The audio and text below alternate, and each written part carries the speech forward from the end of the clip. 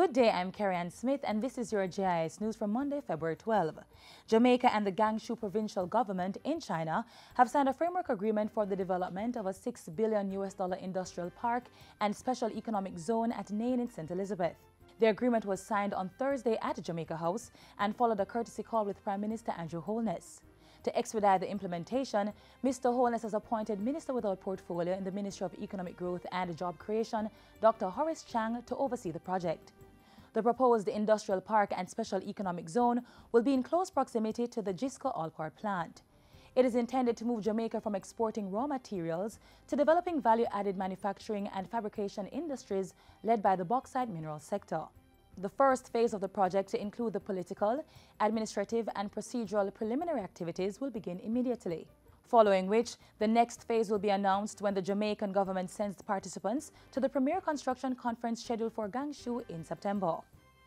Government is improving the health sector through increased public-private partnerships to assist in the delivery of quality, affordable services. Speaking at the opening of the Partners Interventional Center of Jamaica, PICJ Limited, on Friday, Health Minister Dr. Tufton says there is an increasing need for private services and entrepreneurial activity in healthcare.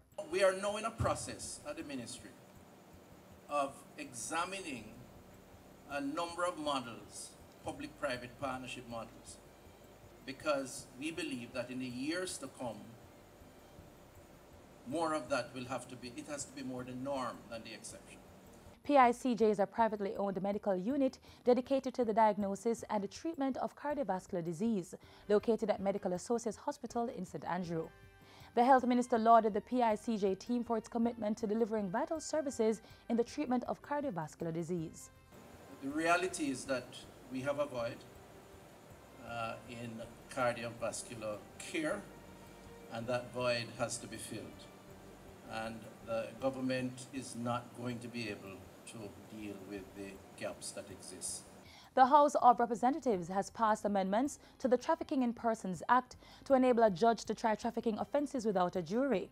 The amendments were made recently following reports from the Office of the Director of Public Prosecutions, DPP, that a number of irregularities were discovered with trials for trafficking in persons offences. Justice Minister Delroy Chuck piloted the Trafficking in Persons Prevention, Suppression and Punishment Amendment Act 2018 through the House. He said the Office of the DPP has indicated that irregularities have been seen in the prosecution of complex cases involving criminal networks, gangs and trafficking cases that expose jurors and witnesses to a high risk of intimidation and influence. In addition, a section of the bill was amended to empower a judge to order that restitution awarded may be enforced by the victim or by the prosecution on the victim's behalf, similar to a judgment in a civil matter. The amended act further makes provision to empower the minister to make regulations to better carry out the restitution orders. The House also amended the Child Care and Protection Act to allow for an increase in the penalty from 10 years to 20 years for the sale or trafficking of children. The Trafficking in Persons Act was enacted in 2007 to prescribe measures to prevent and combat trafficking in persons. The government has launched a $5.9 million incentive program aimed at increasing secondary school attendance by students benefiting under the Program of Advancement through Health and Education Path. Dubbed School Days Count, the two-year initiative will roll out between February and April 2018 in 34 institutions that have below 70% attendance levels. It will offer a range of cash and non-cash incentives to parents and schools to boost student turnout.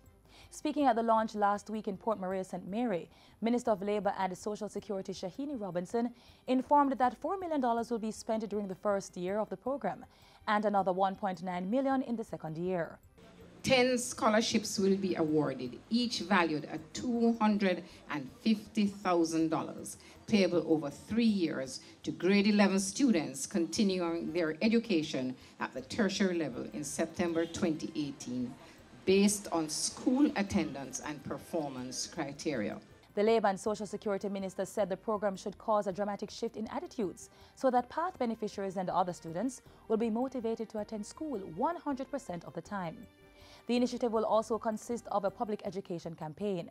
School attendance fairs to be conducted in 8 parishes and parent consultations which will be conducted island-wide.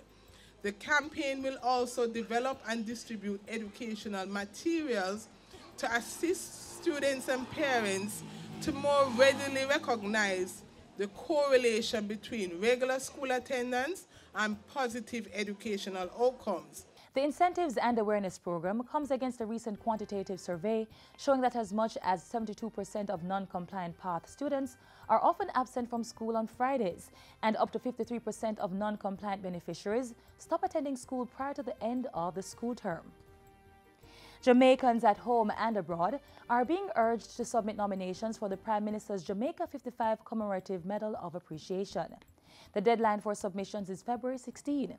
Speaking at Wednesday's JIS think tank session, Portfolio Minister Olivia Grange said recipients of a national honor or award are not eligible.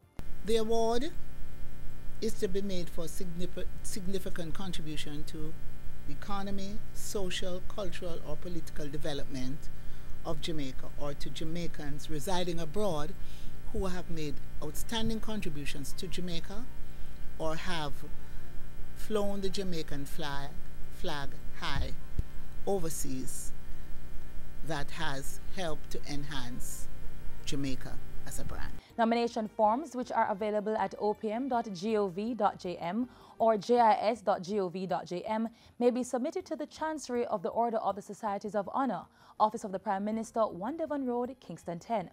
The awards ceremony, which will be hosted by the Prime Minister, will be held on March 29 at Jamaica House. The Commemorative Medal of Appreciation Awards is part of the year-long celebration of Jamaica's 55th anniversary of independence. The awards were first introduced on the occasion of the 21st anniversary of Jamaica's independence and are given every 5 years. And finally, the Transport Authority has begun accepting applications for all categories of public passenger vehicles and commercial carriers licenses. The new licensing period started today.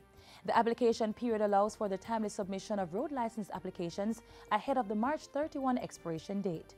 Persons may contact the authority at 1-888-991-5687, customer care at 618-0959, or visit ta.org.jm for further information. And that's it for JIS News Today. I'm Carrie Ann Smith. Thank you for watching.